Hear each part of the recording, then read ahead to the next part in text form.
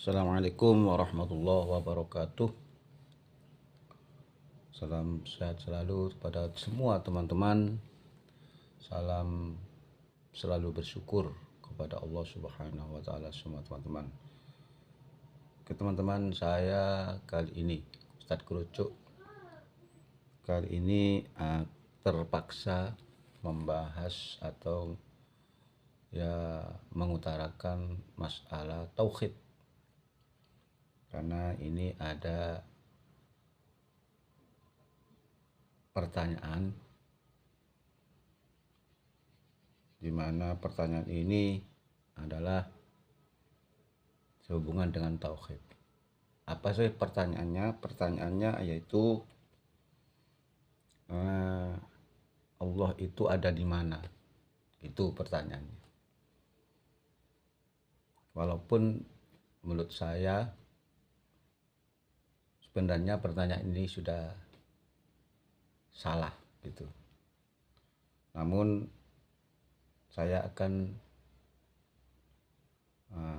hanya sedikit akan menyampaikan kenapa kok salah pertanyaan itu. Begini teman, sebab gini, sebelum saya akan lebih ke dalam lagi, ini saya baca kenapa pertanyaan ini kok salah. Karena begini teman-teman, Allah itu al-mukhalafatu lil hawadis. Artinya, ini di kitab ini saya baca, Allah itu berbeda dengan makhluk atau berbeda dengan barang yang baru. Gitu. Yang namanya tidak berbeda artinya tidak sama dengan makhluk. Ya tentunya di dalam segi apapun tidak sama, teman-teman. Apa sih artinya daripada al-mukhalafatu? Makna wa maknahu annahu ta'ala laisa mumasilan lil hawadis. Falaysa lahu yadun wala ainun wala udhunun wala ghairu dzalik min sifatil hawadis. Yang dimaksud dengan al-mukhalafatu lil hawadis, sesungguhnya Allah itu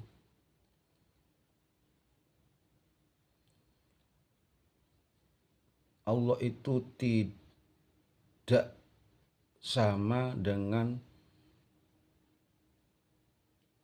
hal-hal yang baru.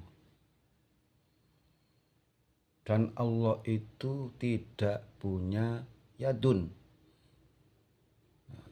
Walaupun sekali lagi Allah itu di depan di depan ini, di permulaan kitab ini adalah wujud. Nah, wujudnya Allah itu, adanya Allah itu tanpa tangan.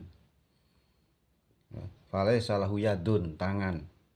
Wala ainunan, orang meripat, tidak punya mata Allah itu. Wala udununan, tidak punya kuping Allah itu. Wala ghairu dzalika, tidak dan lain-lainnya. Tidak punya lain-lainnya seperti kuping, mulut, rambut, kulit, tidak Allah itu. Dalam segi ini aja bahwasanya Allah itu tidak sama dengan apapun atau tidak sama dengan makhluk. Jadi kalau ditanya Allah ada di mana, nah gitu, itu kurang fair lah, gitulah, kurang fair. Kalau makhluk bisa ditanyakan seperti itu, gitu. Misalnya contohnya burung itu ada di mana, nah, itu masih masuk. Nah gitu teman-teman. Burung itu ada di mana? Laut itu ada di mana? Karena itu makhluk, barang baru. Gunung itu ada di mana? Itu masih masuk, sangat masuk. Tapi kalau Allah yang ditanya, Allah itu ada di mana? Oh, Allah itu tidak sama dengan makhluk, gitu loh. Nah, satu, ini saya luruskan ya. Kenapa? Karena Allah itu tadi tidak punya kaki, tidak punya bongkong, ya, tidak punya itu kan, semuanya lah. Nah, gitu. Nah, untuk meluruskan pertanyaan Allah ada di mana, ini saya baca. Di bawah bahwasanya Allah itu al-qiyamu bin nafsi. Wa maknahu annahu ta'ala la yaftaqiru ila mahallin wala ila mukhassisin. Ini Allah itu berdiri sendiri. Berdiri sendiri. Bahasa Arabnya al-qiyamu bin nafsi. Arti apa maksudnya? Annahu ta'ala la yaftaqiru ila mahallin. Allah itu sesungguhnya Allah itu tidak butuh pada tempat. Gitu loh. Ya. Allah itu tidak butuh pada tempat. Dan Allah itu tidak butuh pada yang menentukan. Tidak bisa ditentukan Allah itu. Ya, paham kan dengan dan di sini. Jadi kalau misalnya ada orang yang Allah itu ada, mana Allah di hati, itu salah. Hati ini makhluk, ya, teman-teman. Hati kita itu makhluk. Ya, hati itu kita makhluk. Kan ada itu, Allah ada di dalam hati kita. Hati ini makhluk, ya, hati ini dan buatan Allah. Gitu loh. Itulah intinya, Allah itu tidak butuh pada tempat. Kalau Allah itu ditanya ada di mana, lah kan itu kayaknya Allah itu butuh tempat. Gitulah. Gimana caranya? Ya Allah alam, Allah sendiri ya. Nah, gitu teman-teman. Itu ya. Jadi Allah itu tidak butuh pada tempat dan tidak butuh yang menentukan. Tidak bisa ditentukan di mana. Nah, ini hadis, bukan hadis, teman. Ini tauhid, kitabnya itu kitabnya itu Tijanud Darori, menerangkan masalah tauhid, tauhidnya Allah. Jadi gini, ya, kesimpulannya seperti ini teman-teman, ya. Ya, semoga dengan sedikit, saya tidak baca banyak takut, teman-teman. Kalau masalah tauhid itu takut. Gitu. Yang jelas, teman, kalau kita itu tidak baik kalau memikirkan Allah.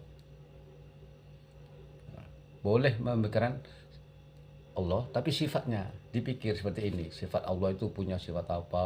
Nah, itu baik. Kalau kau memikirkan Allahnya yang dipikir, itu tidak baik, teman-teman. Bagaimana? Yang baik itu memikirkan makhluknya Allah. Memikirkan yang diciptakan Allah.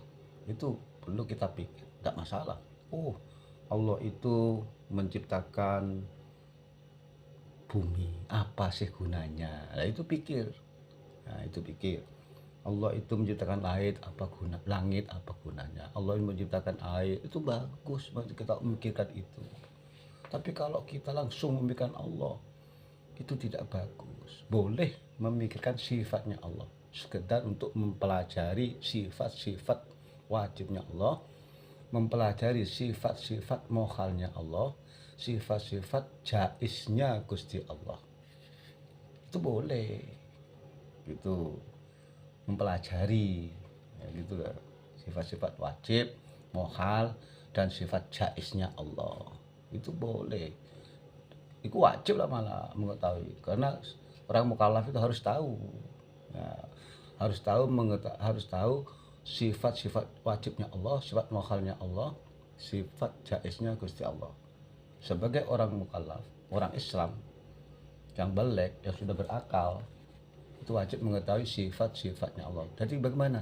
Ya kita pelajari atau kita pikirkan itu. Jangan memikirkan Allahnya. Itu tidak mampu. Jangankan Allah yang dipikir, makhluknya Allah aja kita tidak mampu memikirkan, teman-teman. Gitu ya. Semoga manfaat dengan apa yang saya sampaikan. Asyhadu an la ilaha illallah wa asyhadu anna Muhammadar Rasulullah. Assalamualaikum warahmatullahi wabarakatuh.